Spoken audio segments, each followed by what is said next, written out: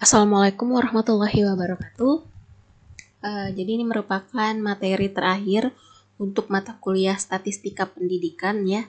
Setelah ini materinya selesai, jadi batas untuk materi UAS sampai materi ini. Untuk materi ini saya akan membahas bagaimana melakukan uji validitas dan reliabilitas pada data menggunakan aplikasi SPSS ya. Nah, jadi nanti ketika mahasiswa sekalian melaksanakan penelitian ya, khususnya untuk penelitian kuantitatif, kualitatif atau research and development ya, tentu saja dalam penelitian kita pasti akan membutuhkan instrumen penelitian untuk mengambil data. Nah, sebelum kita melakukan penelitian ke sekolah atau melaksanakan proses penelitian inti tersebut ya, setelah seminar proposal, biasanya kita akan melakukan uji coba instrumen penelitian terlebih dahulu ya. Jadi sebelum kita masuk ke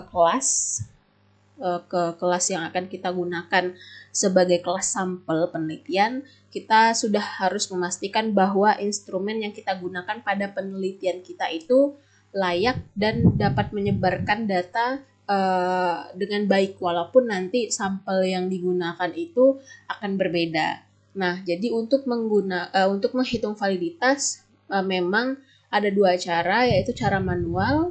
Ada 3 cara yang biasanya saya gunakan, yaitu dengan cara manual, menggunakan Excel, atau kita bisa menggunakan SPSS ya. Nah, untuk menghitung validitas, rumusnya itu menggunakan rumus Carl-Pearson ya. Nah, untuk mata kuliah ini, validitas akan saya hitung menggunakan SPSS. Hal ini juga memang lebih mempersingkat proses perhitungan data ya, karena data yang cukup banyak atau instrumen yang dikembangkan biasanya cukup banyak, jadi memang proses perhitungan data cukup memakan waktu yang lama kalau menggunakan cara manual. Nah, di sini misalkan saya punya contoh kasus dulu nih di sini. Jadi misalnya nanti di sini ada sebuah penelitian dengan jenis penelitiannya itu kuantitatif ya. Kemudian nanti di sini untuk melaksanakan penelitian digunakan suatu instrumen berupa tes uraian misalnya. Nah, sebelum kita kasih tes tersebut kepada sampel penelitian kita ya, nanti kita harus memastikan dulu bahwa instrumen tes tersebut sudah layak dan sudah melewati tahap uji coba terlebih dahulu, seperti itu. Nah, jadi misalnya di sini peneliti akan menggunakan 7 butir soal uraian pada suatu penelitian. Nah, ini adalah hasil dari uji cobanya ya di sini. Nah, di sini adalah hasil uji coba. Hasil uji coba tesnya misalnya di sini ada 20 responden ya, 20 responden uji coba. Nah, di sini ada 7 soal. Ini adalah skor masing-masing soal ya, di mana skor maksimalnya itu 5 ya. Di sini ada 5 skor maksimalnya untuk tiap butir soal. Nah, ini adalah skor totalnya. Jadi misalkan ini adalah absen nomor 1 ya. Jadi ini ada poin-poinnya per butir soal, kemudian ini ada skor total. Nah, nanti data ini untuk kita hitung dulu validitasnya ya, data ini nanti akan kita pindahkan ya ke dalam SPSS ya. Misal contohnya seperti ini. Nah, ini nanti kita copy paste dulu, ini kita copy ke SPSS. Nah, kita silahkan dibuka SPSS-nya. Jadi klik di sini ya, ini tinggal di paste. Nah, di sini sudah keluar. Nah, di sini ini masih dalam bentuk var ya, ininya variabelnya ya. Nah, untuk mengubahnya biasanya kan saya pakai manual, tapi kan ini lumayan banyak ya. Jadi di sini saya pakai cara lain untuk mengubahnya. Nah, di sini saya pakai sintaks. Nanti di sini mahasiswa bisa mengetikkan rename variables ya. Nah, buka kurung ya. Jadi copy nama dari variabel pertama. Ini di copy paste, ini di spasi dulu, kemudian spasi. Di sini klikkan TO atau to. Nah, ini nama variabel terakhir. Kita copy lagi di sini. Spasi sama dengan, nah, berikan nama yang ingin kita gunakan. Misalnya di sini butir soal ya, butir 1 misalnya. Kemudian TO ya, ke butir 8 misalnya. Nah, ini tinggal nanti diklik yang seperti tanda play di sini. Nah, kalau seperti ini sudah berhasil, tapi kalau misalkan error, berarti ada yang salah nih dengan ketikan yang kalian lakukan di sini. Biasanya yang butir dan butir ini tidak boleh huruf besar, dan dia tidak bisa dispasi, seperti itu. Nah, jadi ini sudah berubah. Nah, ini nolkan saja.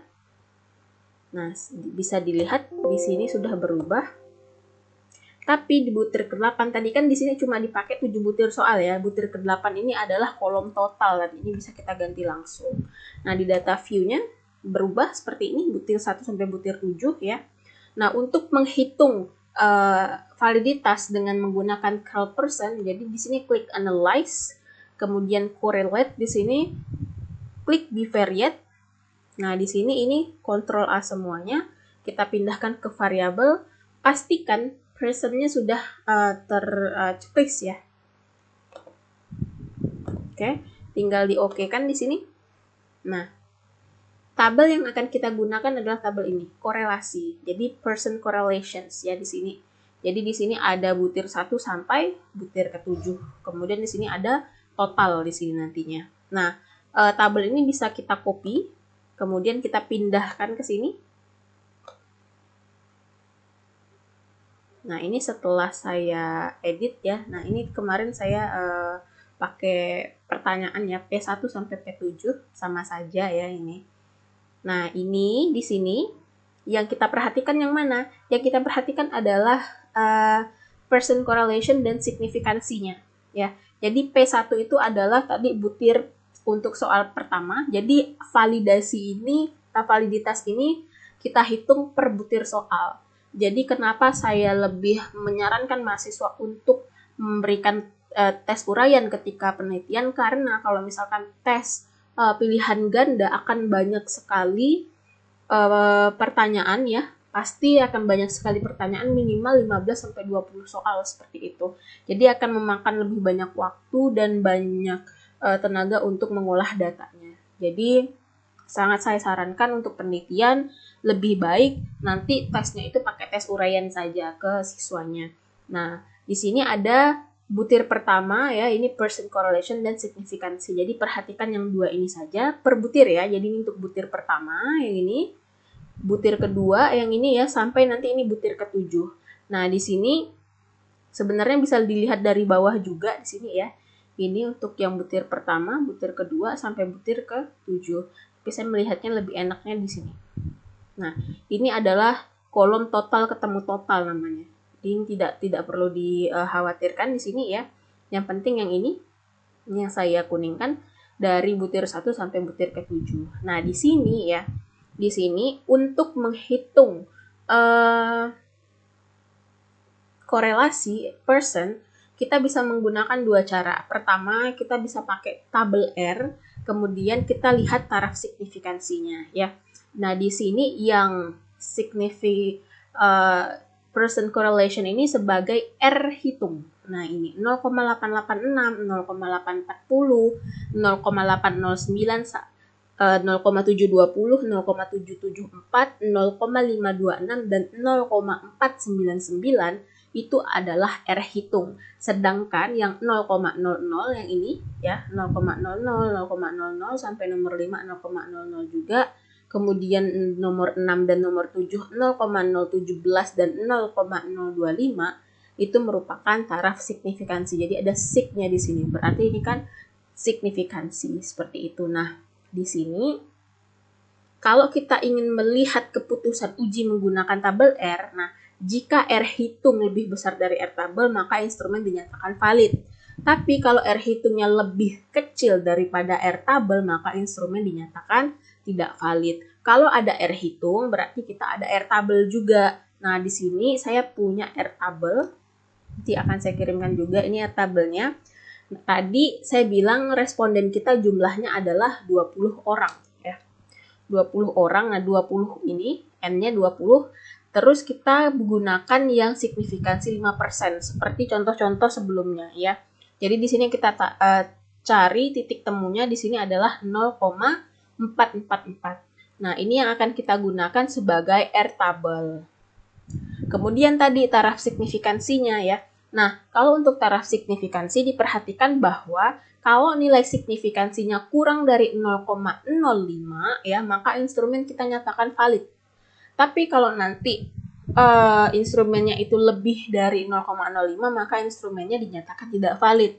Nah, taraf signifikansi yang kita dapat dari perhitungan SPSS tersebut adalah kurang dari 0,05, hampir semuanya ya.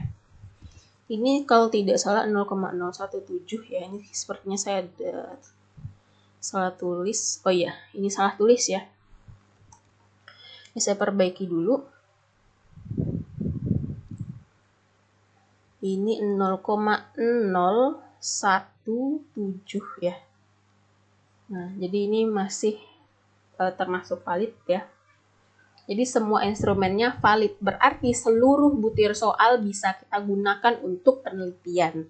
Biasanya ada beberapa dosen kalau misalkan instrumennya tidak valid itu tidak digunakan dalam penelitian. Jadi tidak dipakai, dibuang ya butir soalnya. Biasanya seperti itu. Jadi kita hanya menggunakan yang valid. Makanya kalau nanti mempersiapkan soal tes sebelum dilakukan uji validitas, biasanya saya minta lebihkan instrumennya. Misal yang direncanakan dipakai itu cuma 5 soal, tapi buatlah 7 soal. Kenapa? Untuk jaga-jaga kalau misalnya instrumen kita tidak semuanya valid, seperti itu. Nah, untuk uji validitas sampai di situ. Nanti setelah ini akan ada video pembahasan tentang bagaimana menghitung uji reliabilitas pada SPSS. Terima kasih atas perhatiannya. Assalamualaikum warahmatullahi wabarakatuh.